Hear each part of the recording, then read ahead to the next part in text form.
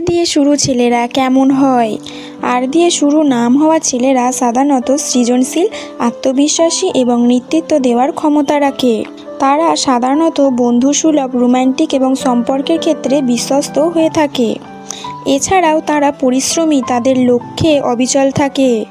আর নামের ছেলেরা সাধারণত খুব সৃজনশীল হয়ে থাকে এবং শিল্প ও সংস্কৃতির প্রতি আগ্রহ থাকে।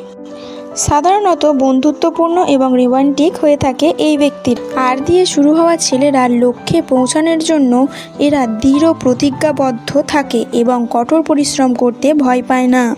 আর নামের ছেলেরা সাধারণত দয়ালু এবং উদার মনের হয়ে থাকে।